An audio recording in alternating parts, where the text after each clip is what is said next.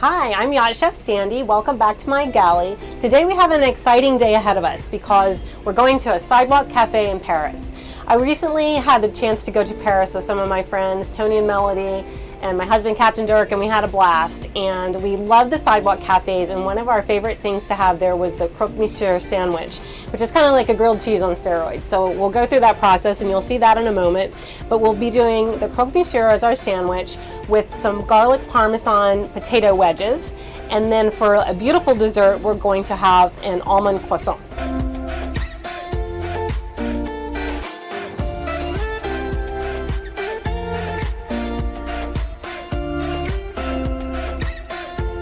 So we're going to start with dessert first, you know, life is short, right? So we're going to start by doing the croissant and then let that kind of hang out while we do the rest of our meal. So I discovered this one recently, and what's so great about it is that you could actually, the whole really intent of this is to use up your day-old croissants. So sometimes you go to the bakery, you have these beautiful croissants left over, but they kind of get a little, not stale, but a little harder. This is exactly the perfect time to use these. If your croissants happen to be fresh and they're not a little bit hard, you can go ahead and put them in the oven and toast them up a little bit, and that's perfect for this dessert. I'm going to grab a cutting board really quickly, and we will start by cutting our croissants in half. And I like to use a serrated knife for this. So we'll just come right along the side here, cut these in half. And let me grab another one. And then we'll be making an almond paste to stuff the croissant with, as well as a simple syrup. Okay, so let me get that guy over there, and one more. Okay, so now that these guys are all ready, I'm going to go ahead and place them in the toaster just for a minute to kind of crisp them up, because these are not day old, so we're going to go ahead and do that, and we'll do that and we'll be right back. We're back, and our croissants are in the toaster and they're just getting nice and crunchy. I really do highly recommend that step because you just want to freshen them up and get them really crunchy for this beautiful almond paste that we're going to put in the center. So I have 3/4 of a cup of almond flour. I've just recently started working with almond flour, and it turns out it's really just ground up almonds. So if you happen not to have almond flour and you do have almonds in your fridge, you could always just grind them up in your food processor and use them. But having these pre-ground is really nice because they're really fine and a nice consistency. Then I'm going to go in with 4 tablespoons of butter, and this is softened. It's been at room temperature for a little while. And a whole egg. There we go. Then we'll add a 1/4 teaspoon of almond extract and a 1/4 teaspoon of vanilla extract. Sometimes people aren't too crazy about almond extract. I'm one of them, but in this dessert it's not overpowering. It's not a very big quantity, so I really do like it. Then we'll have a 1/4 to a 1/2 teaspoon of vanilla extract. This one is a really nice thick vanilla paste, so I'm just going to use a 1/4 teaspoon.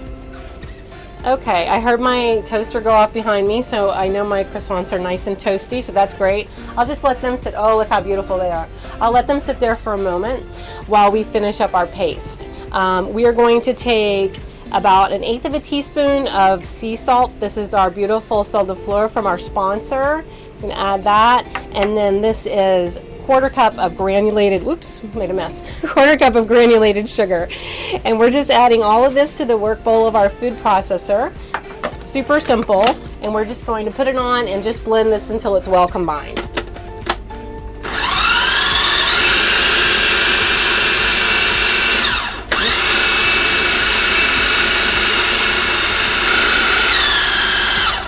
Okay, our almond paste is ready.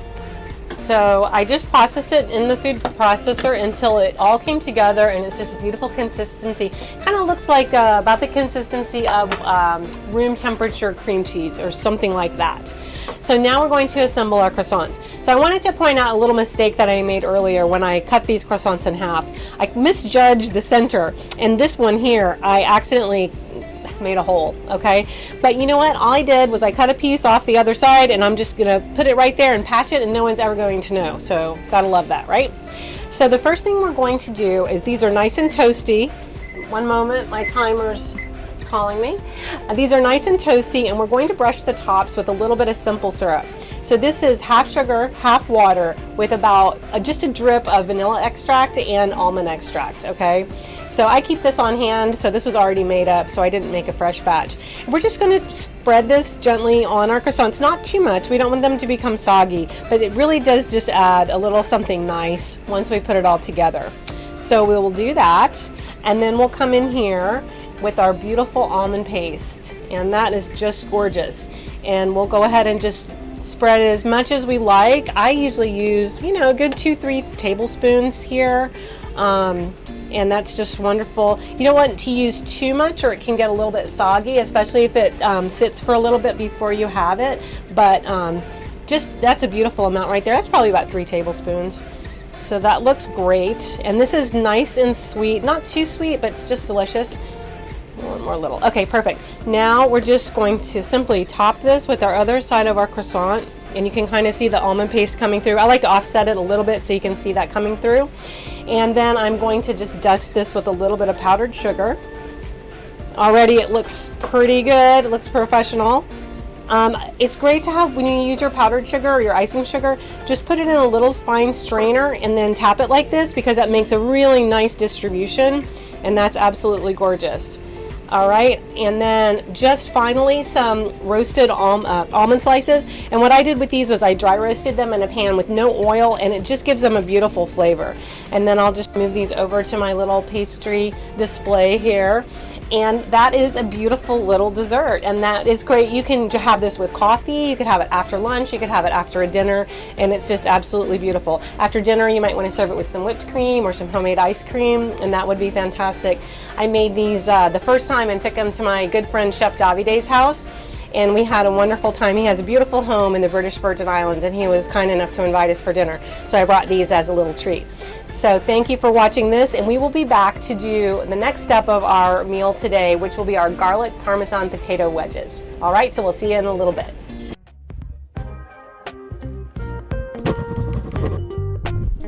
Experience the wonder of a holiday at sea in the Virgin Islands or New England on your very own private yacht.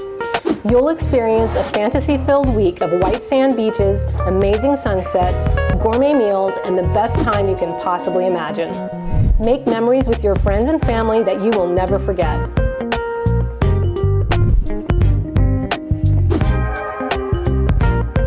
Email us at info@sailthedream.com or visit www.sailthedream.com for more details.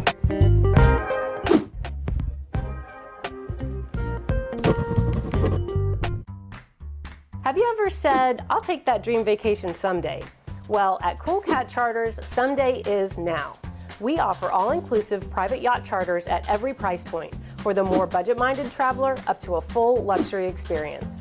Come celebrate your special occasion or just schedule a family getaway in the gorgeous Caribbean islands. Sail the beautiful islands of the Caribbean and see why so many people just can't get enough. Visit coolcatcharters.com to see a listing of our featured yachts, or contact us to learn more about the many other sailing and motor yachts available for charter in the islands.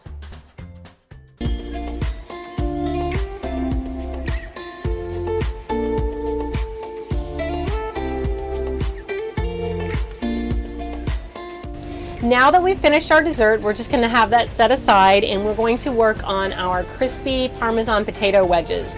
So I've taken a couple of potatoes and sliced them up into wedges, and I have one more that I just thought I'd do for you guys. So I'm just cutting them in half lengthwise and just making a couple more cuts along the length of the potato. You can kind of do whatever size you like. I mean, the bigger it is, the longer it's going to take to cook. So mine are kind of a medium to small sized wedge. So I have them all in my bowl here. You do not need or want to rinse these, so just have them just like they are. To that, we're going to add 2 tablespoons of our Bimini olive oil from our wonderful sponsor who provided that for us today. And then we're going to add a 1/4 cup of Parmesan cheese, and that's going to be delicious. If you have any clumps there, you can just break them up. For this one, I usually use the Parmesan cheese that's, that you have to grate by hand and that's fresh and wonderful. This one, sometimes I do use a high quality one that is already grated because it's really fine, and that's really what you want for this. You don't necessarily want the bigger the pieces of the cheese. So I do like to use the pre-shredded Parmesan, and it's one of the only times when I use a pre-shredded cheese. Okay, with that said, now we're going to be adding a tablespoon of Italian seasoning, a tablespoon of garlic powder, and half teaspoon of salt, and just sprinkle this. Now this is a pretty generous amount of seasoning for the potatoes, but I love it that way, and it comes out beautiful, and that's why it has a nice crispy little coating. So we'll just get these all tossed together. I'm just using my hands. I'm making a big mess. Love it. And I have my little baking tray ready here. So I am going to spritz it with a little bit of nonstick. This pan that I have here is actually really good. Normally I don't have to spray it, but I'm going to go ahead and do so today just to make sure I don't want to have anything sticking. All right, so just tossing those guys a little bit more, and you can see they're really nicely coated, and they're going to be perfect. Oh, look at that one, has a lot of cheese on the back. All right, so these are going to be perfect to enjoy with our croque monsieur. So croque monsieur is a French sandwich, and it's like a grilled cheese with ham, and it also has a beautiful bechamel sauce both inside the sandwich and on top. So it's different from a grilled cheese in that respect. If you've ever heard of a croque madame, it's the same thing except it has an egg on top. So kind of fitting, right? Madame with an egg. All right, so that is good. I'm going to take those potato wedges. I have my oven preheated to 375. And I'm going to throw those in. My oven is on convect. If you're doing this in a non-convection oven, just bump it up to 400. So these will bake for about 15 minutes, and then we'll go in and flip them over. Okay, so we are going to move on to our bechamel sauce. Whoops, get up there. And I'm going to turn my burner on. And to do our bechamel, we will start with equal parts flour and butter. Okay, so I have 2 tablespoons of each, and we'll put that in our pan. I'll go ahead and put the butter in and let that melt a little bit, and then we'll add our flour. And let me find my whisk. All right, good deal. Once that comes together, this is one of the things that makes this dish really pop is a little bit of Dijon mustard in the bechamel. I really love that flavor. When I have a ham and cheese sandwich, I like to have mustard on it. So I love having that little pop of mustard. So that's great. Okay, I'm going to go ahead and add my flour into this and let these guys start coming together. And after we add the mustard, we will also add some milk and some fresh ground nutmeg. Here in the Caribbean, we don't like to use nutmeg that's already ground. We love to grind our own. So we'll be doing that, and it's a lot of fun to just grab that pod and grind it up yourself. It's so fresh and smells fabulous. All right, so my butter's coming along there. Let me just cook that a little bit because we want to make sure that flour is cooked. Raw flour is actually dangerous to consume, and it also doesn't taste very good. So we're just going to let that go. We don't want it to start picking up a lot of color. Sometimes when this is kind of the start of a roux, and if you want to do a mahogany roux, you can cook it a little bit longer, and that flour will start to brown. But we want to make that a little blonde roux so it looks beautiful. I'll just show you the color. So that looks perfect right there. So we'll put this one back on the burner, and then I'll go ahead and grab my milk. This is half of a cup of whole milk, and we'll just stir that. And that flour in the mixture will really make this thicken up. So it'll do its thing while it's on the heat. Here goes our mustard, tablespoon of Dijon mustard. There we go. All right, and our nutmeg. I knew I was forgetting something. So let me give that a good stir. And I'm just going to come back and I'll show you my little nutmeg pods here. So, oops, pretty cool. That one already got started. So all I'm going to do is take my microplane and just microplane that nutmeg in. I'll probably do about between 1/8 and 1/4 teaspoon because I really like that flavor. A little more. My bracelet's heating up over the heat, so that's why I was about to stop. But I can take it. All right, woo, it's hot. All right, so we'll go ahead and just give that a stir. And it's already starting to thicken a little bit, and we'll just go ahead and cook that a little bit more until that becomes nice and thick. Once we do that, we will put that, I have some really nice thick country bread, and we'll put a little bechamel on top, and then we'll pop it in the toaster oven for the next phase of our croque monsieur. We'll be right back.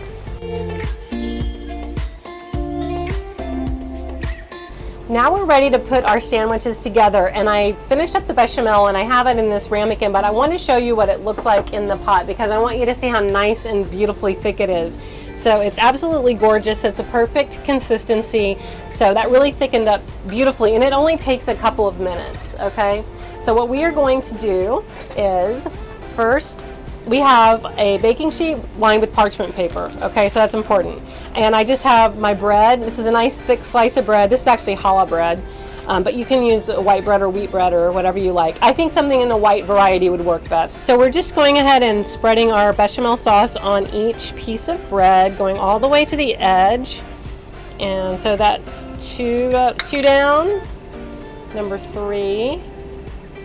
And once we do this, we will place ham on 2 of these pieces, and then we'll cover that with cheese, and that will be for the middle part of the sandwich. And then for the top part, we'll just cover that with cheese, okay? So that looks like just the perfect amount. I still have a little bit in my pot over there, but I don't think I'll need it. So I'm gonna go ahead and finish that up. Perfect. Now, like we said, ham first, and this is a beautiful ham. This is actually a kind of ham that you would buy and maybe serve as a dinner and carve it up at the table. So it's really nice. I love it. It's not that expensive, and so I prefer to buy this instead of lunch meat ham because this is a better quality product in my mind. So that's what I do. So we'll just cover this. I'm just checking on my potatoes back there. They're looking perfect, and we'll just be pulling them out in just a second. As a matter of fact, I think I'm just going to reach back and turn the heat off. They look really good. Okay, so now that we have ham, let's put a little bit more. Can't hurt. A nice hearty sandwich. I'm going to cover this side with, this is a mixture of Gruyere cheese, and I have a little bit of Parmesan in here. This is the Parmesan that you grate from the big block of cheese. So that is going to be beautiful. And then on the tops, I just have the Gruyere, okay? So we're just gonna cover that. Again, we're gonna try to get all the way out to the edges. And I think this was about a cup of cheese in total, but you know, you can never go wrong with more cheese, so. All right, so that is absolutely gorgeous. We're just going to put these in the oven now that the potatoes are finished. We're gonna put this in at 375 for about 15 minutes. We'll come back and check. And then when we're ready, we'll stack them up and we'll let them rest for a little bit, all right? So we'll be right back. At this point, everything's out of the oven and we are ready to have a little Parisian lunch. So first, let's assemble our croque monsieur. So they're right here, they're absolutely gorgeous. We have our side of the bread with the cheese and the ham on it, and then the side on the top with just the bechamel and the cheese. And to be clear, there's bechamel on both pieces. You can see how beautifully brown the bottom is. It's a little hot, so I'm gonna put it down. So we'll just place him down there, and we'll top this one as well. I'll go ahead and cut these guys. I like to cut them a little bit on the bias. That pan is still hot, so I don't want to burn myself. We'll cut these guys. Oh, yes. And then we'll put them on our little serving plate here. The bread is nice and crispy, as you can hear. Oops, knocked it off. Okay. So we'll just bring these guys over. Our garlic potato wedges are out of the oven and delicious. I just want to plate that way so you can see it. These are so yummy. Okay, fabulous. And I'll cut this one real quickly. Should have gotten a bigger knife, but that's okay. There we go. Nice. Okay. Look at all that gorgeous filling. The last time I did these, I didn't use enough ham, so this time I kind of made sure we were going to have plenty of ham to go around. Okay? Garlic potato wedges are right here. They're beautiful, fresh out of the oven. Excellent. And to go along with the potato wedges, I have the makings for a little garlic aioli. So we're just going to whip that up right now.